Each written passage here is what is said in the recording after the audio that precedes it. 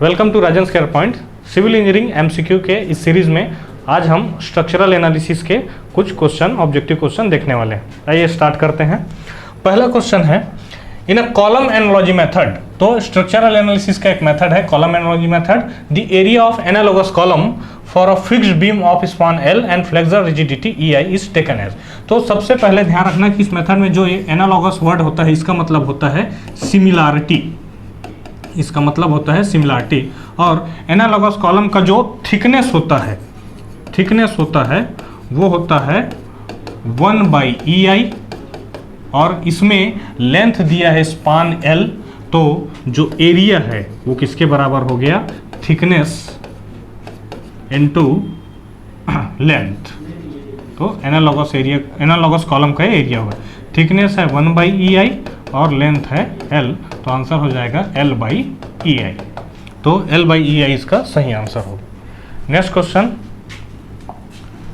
Which of the following is not the displacement method. तो structural analysis के दो method होते हैं, एक है फोर्स मेथड, एक है डिस्प्लेसमेंट मेथड। तो इसमें जो डिस्प्लेसमेंट मेथड है इसका दूसरा नाम है इक्विलिब्रियम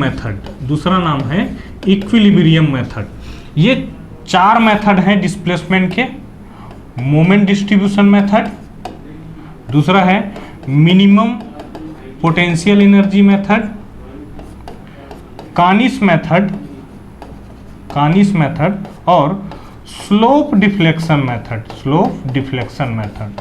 तो इनमें से कौन सा बोला है कि which of the following is not, कौन सा डिस्प्लेसमेंट मेथड नहीं है? तो कानिस मेथड भी इसमें आता है, केवल जो है कॉलम एनालॉजी मेथड जो है वो नहीं है इसमें डिस्प्लेसमेंट मेथड में। वैसे डिस्प्लेसमेंट मेथड या इक्विलिब्रियम मेथड का एक और नाम है, इसका नाम है स्टिफनेस मेथड।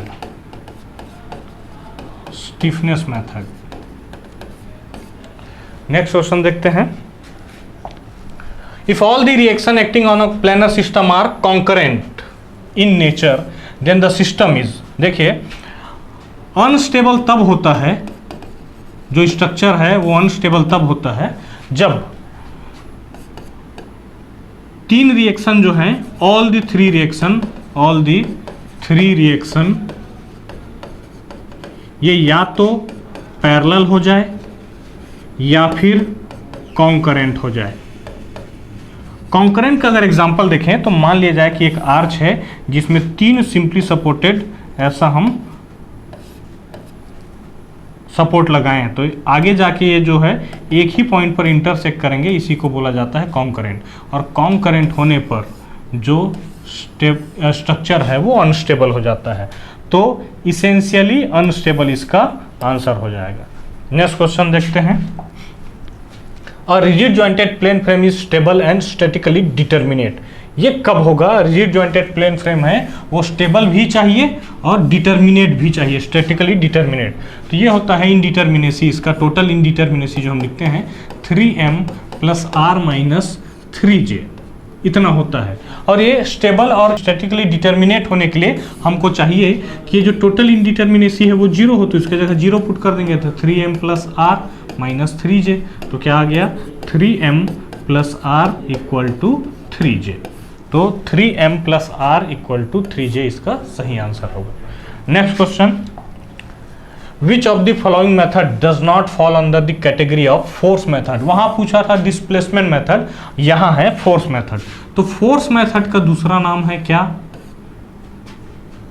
Flexibility method. एक और नाम है कंपैटिबिलिटी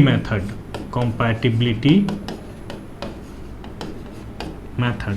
तो हमने वहां चार प्रकार के इक्विलिब्रियम मेथड देखे थे, उनमें जो था वो चारों इक्विलिब्रियम मेथड है, उनमें जो नहीं था सारे फोर्स मेथड है।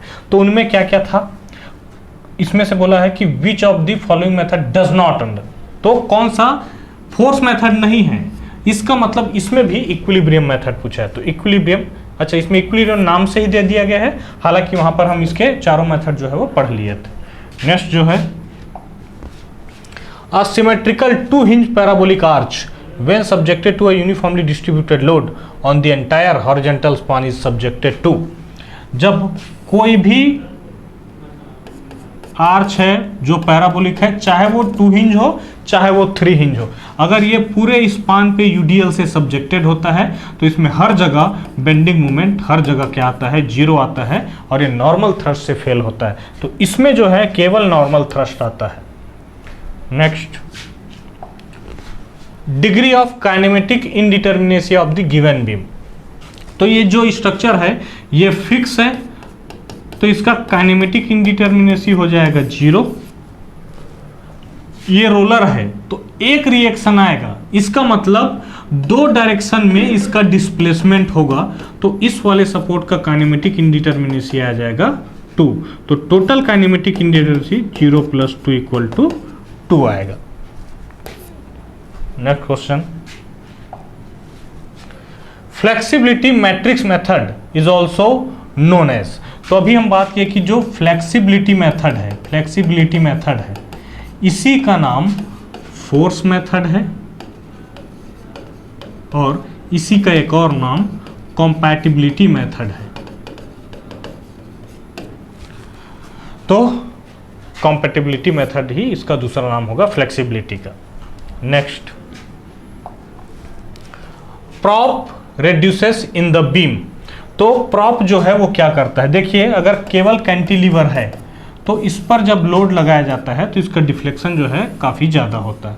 इसी डिफ्लेक्शन को रोकने के लिए यहाँ पर एक सिंपली सपोर्ट लगाते हैं जिसको बोला जाता है प्रॉप। तो इसका काम क्या है, डिफ्लेक्शन को रिड्यूस करने के लिए। Next question,